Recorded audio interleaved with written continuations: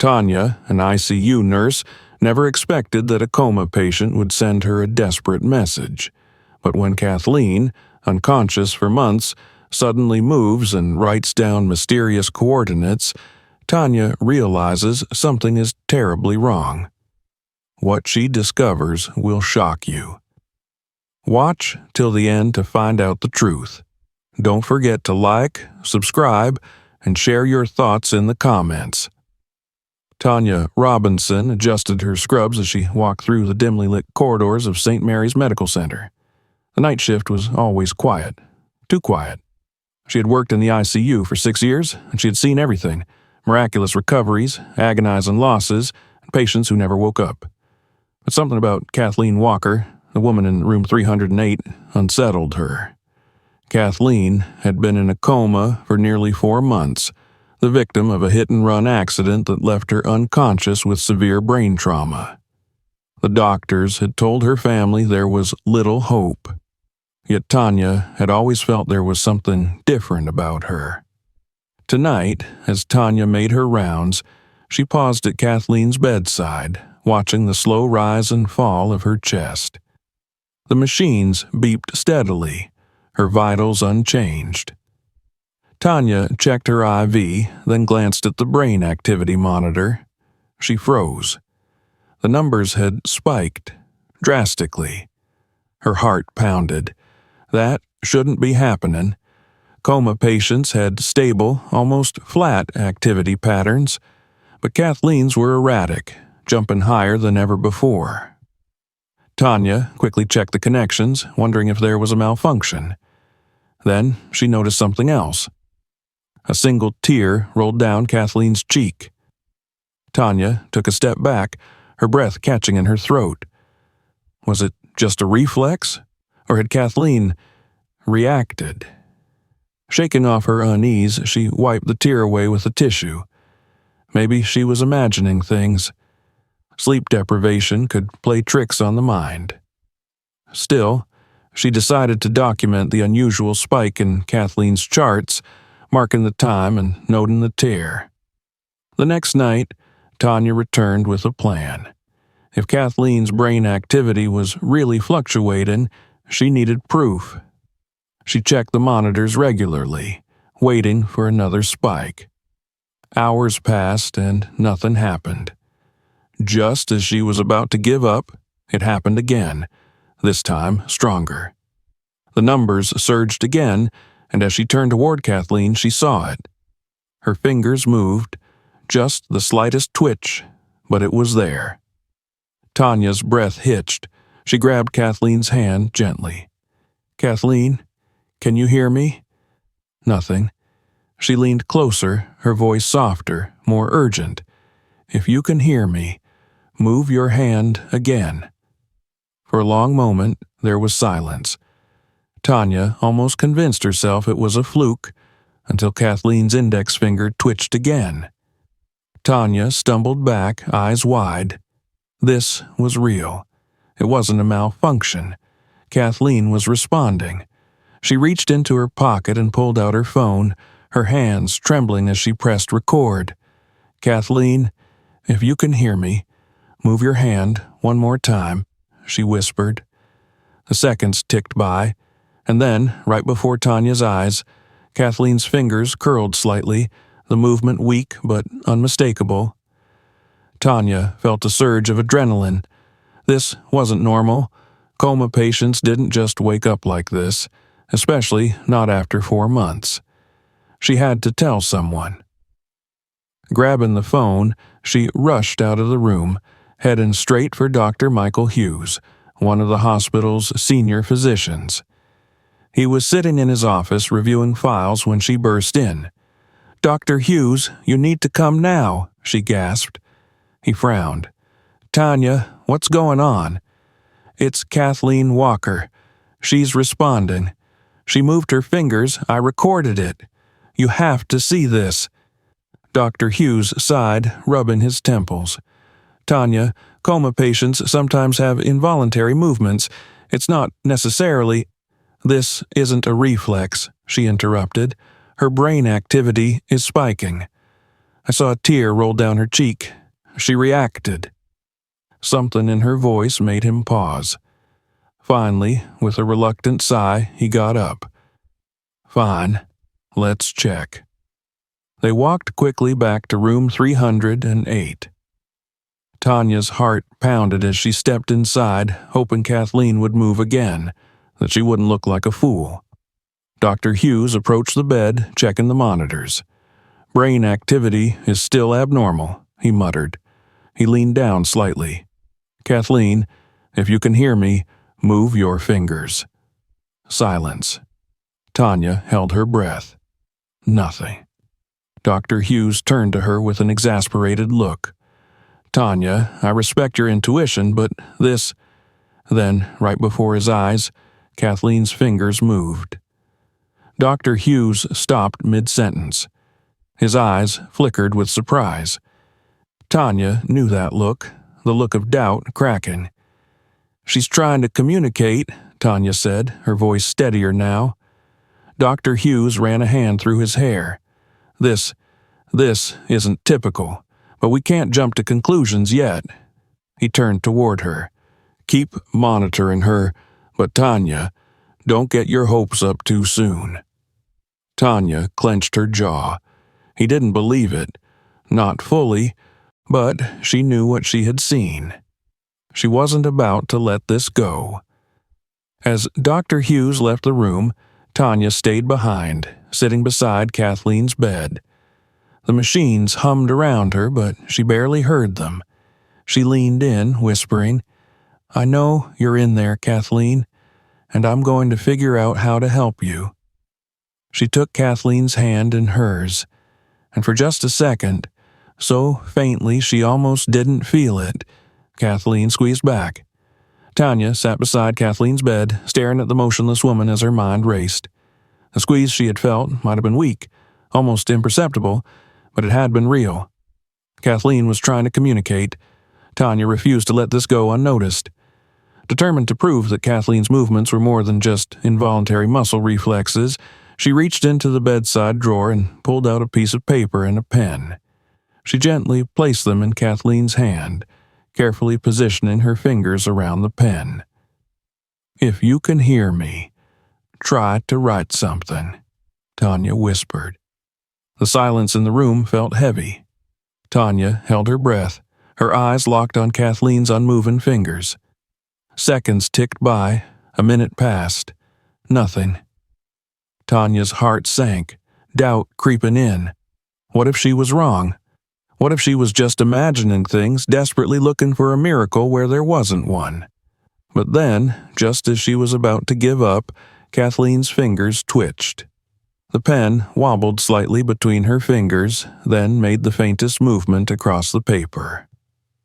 Tanya's pulse quickened. The movements were slow, shaky, almost unrecognizable, but they were there. Lines formed, jagged and weak, but deliberate. Letters, numbers. Tanya watched in stunned silence as Kathleen continued, pausing every few seconds before moving the pen again. By the time she stopped, the paper contained a disjointed but undeniable sequence of numbers and letters.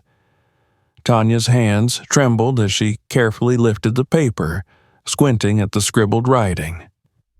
It didn't make sense at first, but something about the sequence seemed familiar. She pulled out her phone and quickly typed the numbers into a search engine. A set of coordinates popped up on the screen. Tanya's breath caught in her throat.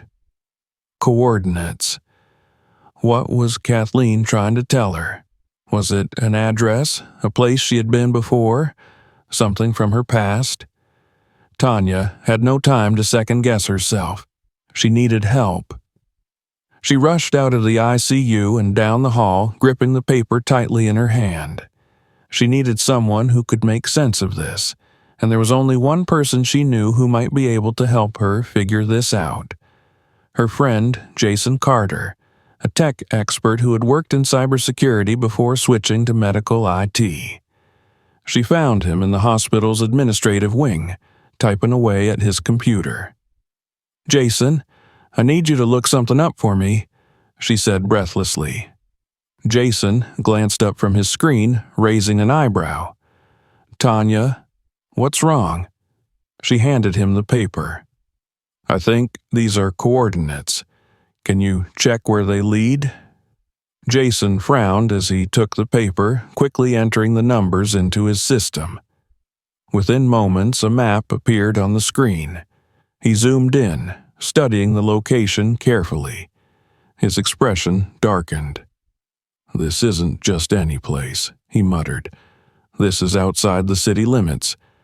There used to be an old medical facility here, but it was shut down years ago. Officially, it doesn't even exist anymore. But that's weird." Tanya leaned closer. "What?" Jason tapped the screen. The satellite images show a structure still standing. It's heavily obscured, like someone doesn't want it to be seen. The records say it was decommissioned, but it looks like something's still there. A cold chill ran down Tanya's spine. Kathleen had been in a coma for months. How could she possibly know about this place? Unless... Jason looked at her, his face serious now. "Where did you get these coordinates, Tanya?" Tanya swallowed hard. Kathleen wrote them down. Jason's eyes widened. "The coma patient? How? I don't know," Tanya admitted, "but I need to find out." For a moment, Jason hesitated, then sighed. "Okay, you should take this to the police. If something is still there, they need to check it out." Tanya nodded. "You're right. I just hope they believe me." Leaving Jason's office, she headed straight to Dr. Hughes's office once again, knowing she would have to convince him first. She knocked, and when he called her in, she held up the paper. "Dr. Hughes, I need your help. Kathleen wrote this." Dr. Hughes took the paper, his brows furrowing. "Wrote? Tanya, you're saying a woman in a coma wrote this?" "Yes," she said firmly, "and I checked. These are coordinates. They lead to an abandoned medical facility. Something is wrong here, Dr. Hughes. She's trying to tell us something." Dr. Hughes exhaled sharply, running a hand through his hair. "Tanya, do you understand how ridiculous this sounds? A woman in a coma writing coordinates to a secret location? You realize how impossible that is, right?" "I know how it sounds," Tanya said, struggling to keep her voice steady. "But I saw it. I recorded her responding to me. I'm not making this up." Dr. Hughes was silent for a long moment. Then, finally, he leaned back in his chair and sighed. "All right, I'll make the call." Relief flooded through Tanya, but it was quickly replaced by apprehension. She had a terrible feeling that whatever the police found at that location, it wouldn't be good. The police arrived at the coordinates just before dawn. A team of officers, armed and cautious, moved towards the location Jason had found on the map. The place was exactly as he described, an old, seemingly abandoned medical facility, its outer walls covered in ivy and decay. The official records claimed it had been shut down years ago, yet something about it felt wrong. The air was too still, the silence unsettling. Detective Mark Reynolds, the lead officer on the case, gestured for his team to move forward. The entrance to the facility was sealed shut with rusted metal doors, but a closer look revealed fresh scratches around the lock, recent signs of activity. This place wasn't as abandoned as it seemed. "Breaching the entrance," an officer muttered, stepping forward with a crowbar. It took several minutes of force before the lock gave way with a loud snap. The doors creaked open, revealing a long, dark hallway leading underground. The air smelled of mildew and something else, something metallic, like dried blood.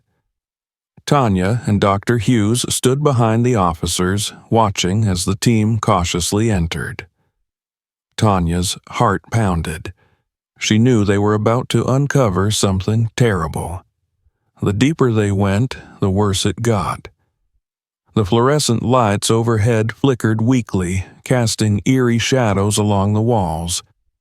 There were examination tables covered in dust, overturned chairs, and cabinets filled with outdated medical supplies.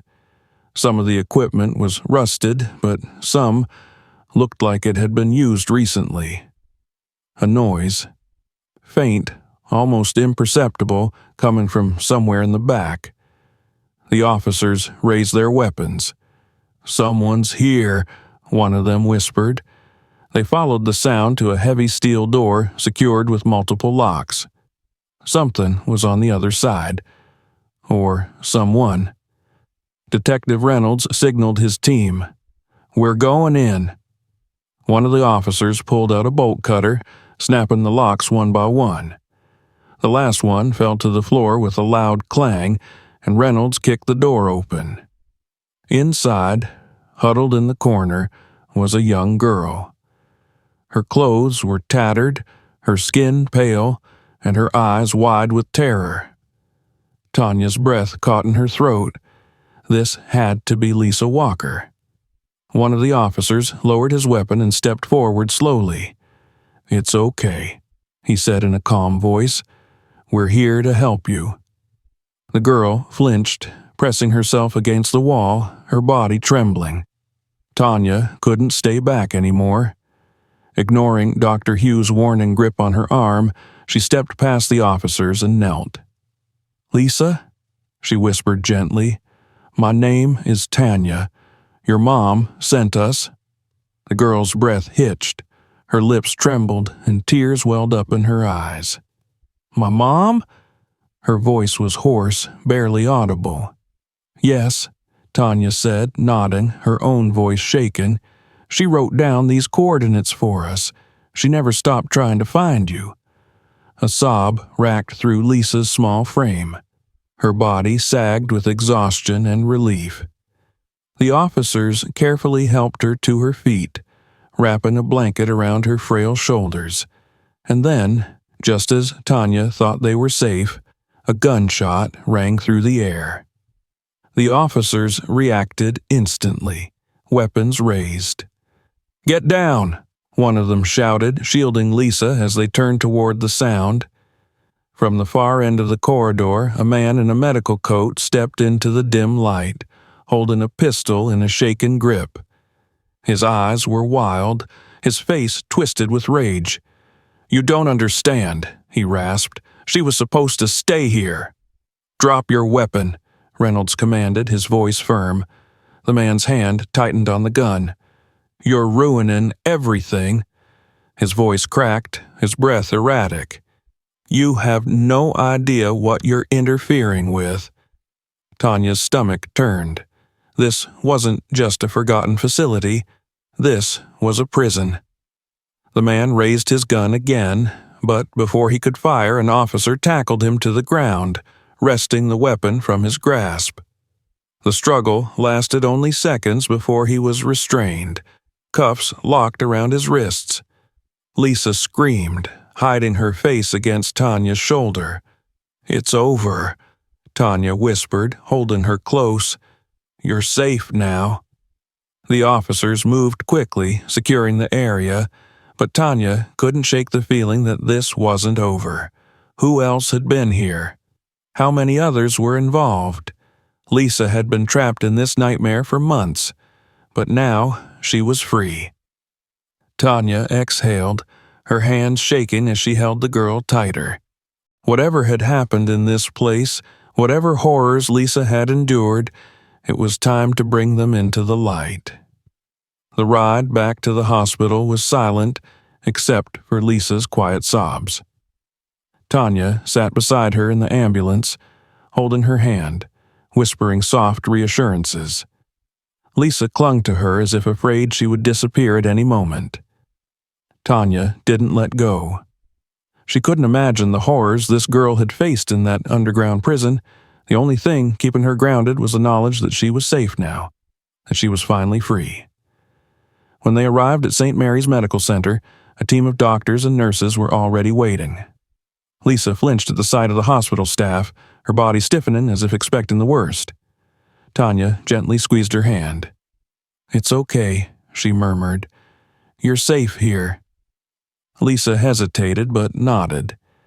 The nurses led her to a private room where they began checking her vitals. Tanya stayed by her side while Dr. Hughes spoke with the police. They had a million questions, but Lisa was in no condition to answer them yet. Hours passed. Tanya sat beside Lisa's bed, watching her sleep. She looked so small, so fragile. The bruises on her arms, the thinness of her body, the way she twitched in her sleep, evidence of the trauma she had endured. Tanya knew she would never be the same after this. The door opened, and Detective Reynolds stepped inside, his face grim. "We've been digging into the history of that facility," he said in a low voice. "It was officially shut down 10 years ago, but there are signs that someone's been using it for a long time. We found medical records, old and new, hidden files. Whatever they were doing down there, it wasn't legal." Tanya's stomach churned. "And the man we arrested?" Reynolds sighed. "He refuses to talk. But we ran his prints. His name is Dr. Philip Carter. He was a licensed physician until his medical license was revoked 5 years ago for conducting unethical experiments. He disappeared after that. Looks like he kept working. Underground." Tanya clenched her fists.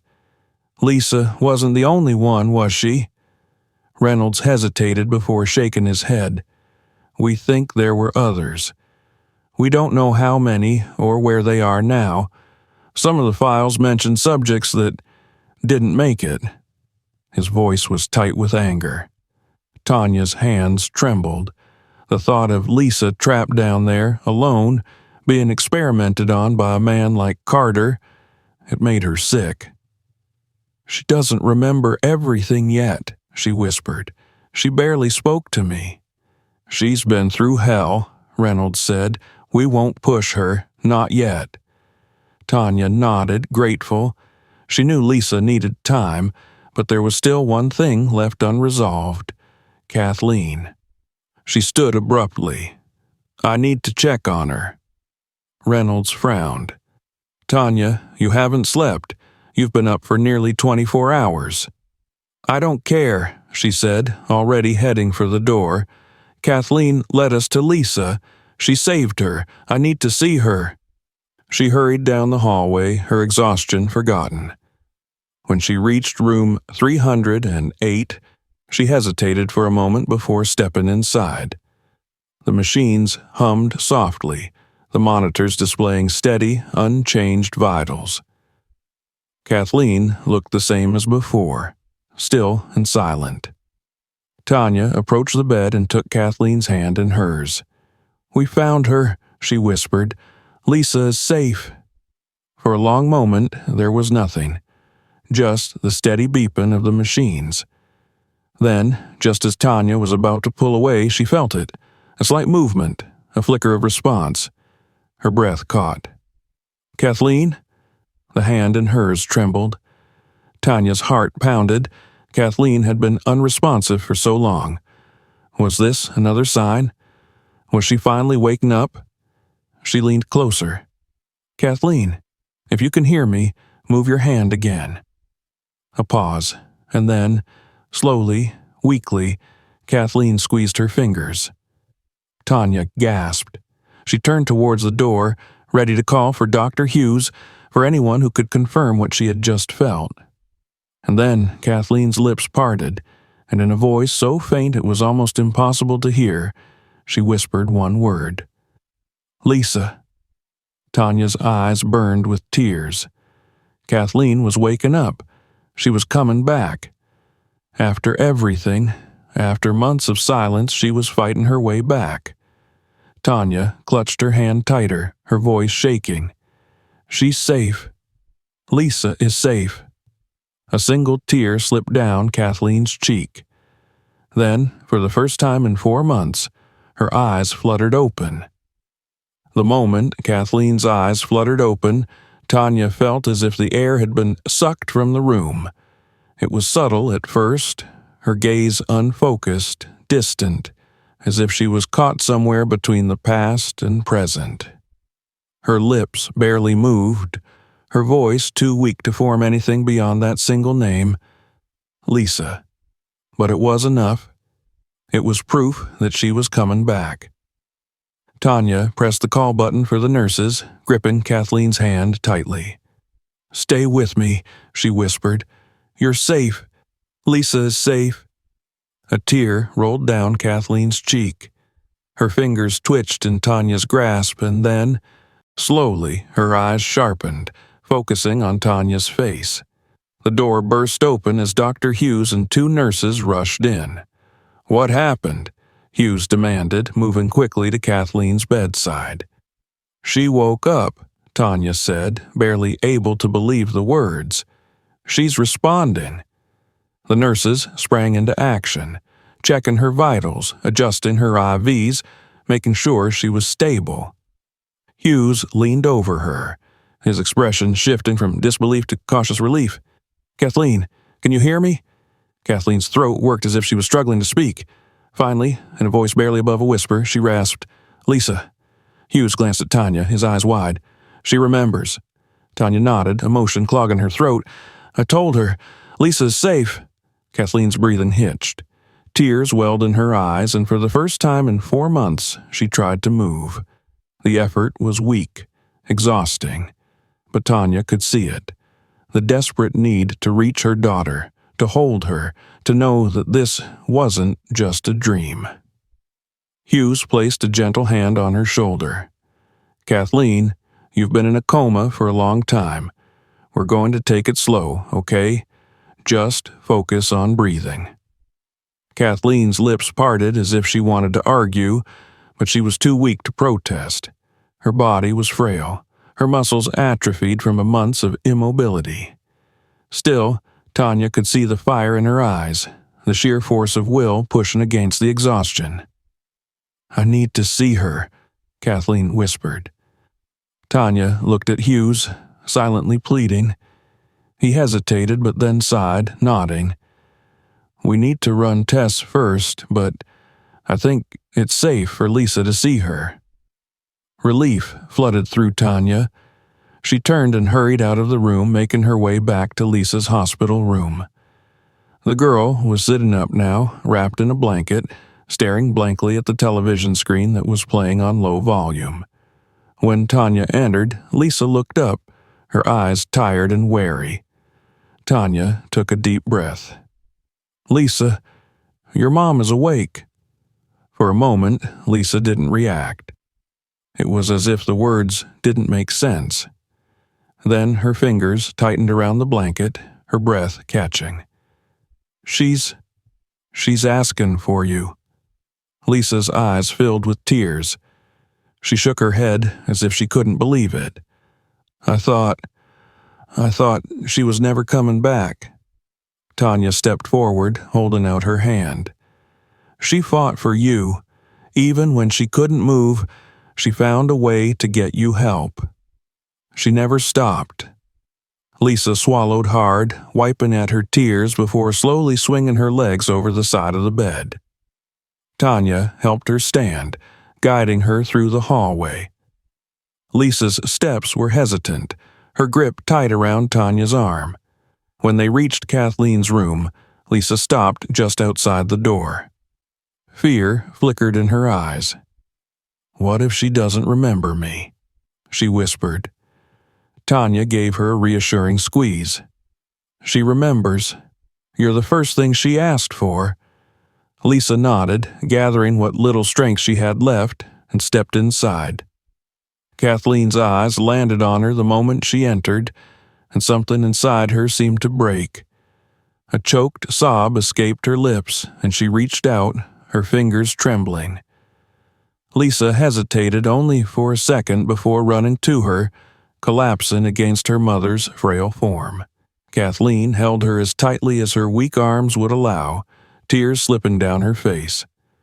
"My baby," Kathleen sobbed. "My beautiful girl." Lisa clung to her, her body shaken with silent cries. "I thought I lost you." "I'm here," Kathleen whispered, her voice cracking. "I never left you." Tanya stood back, watching the reunion with a lump in her throat. She had fought so hard to bring them back together, and now, watching them hold each other, she knew it had all been worth it. Hours later, after the initial rush of emotion had settled, Tanya sat outside Kathleen's room, exhausted but relieved. Detective Reynolds approached, hands in his pockets. "She's stable?" he asked. Tanya nodded. "She's awake, talking. It'll take time, but she's here." Reynolds exhaled. "You saved them?" Tanya shook her head. "Kathleen saved her daughter. I just listened." Reynolds gave her a small nod of respect. "Carter's in custody. He hasn't said much, but with the evidence we found at that facility, he won't be walking free anytime soon." Tanya let out a slow breath. "Good." Reynolds glanced toward Kathleen's room. "She's going to need protection. If there were more people involved in that place, we don't know if they'll come looking." Tanya's stomach twisted. She had been so focused on saving Lisa and Kathleen that she hadn't thought about what came next. Reynolds placed a reassuring hand on her shoulder. "We'll keep them safe. You did your part." Tanya nodded, exhaustion finally catching up to her. As Reynolds walked away, she leaned back against the chair, closing her eyes for just a moment. Kathleen and Lisa were safe. The nightmare was over. And yet, deep in her gut, Tanya couldn't shake the feeling that this was only the beginning of something much bigger. This incredible story proves that hope and determination can overcome even the darkest situations. If you were moved by this story, don't forget to like this video, subscribe to the channel, and let us know your thoughts in the comments. What would you do in Tanya's place? Your support helps us create more powerful stories. See you in the next one.